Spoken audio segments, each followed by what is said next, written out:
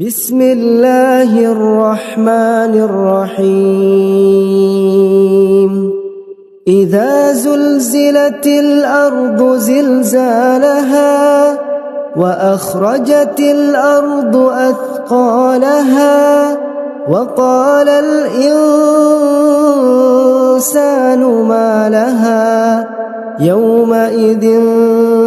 تحدث أخبارها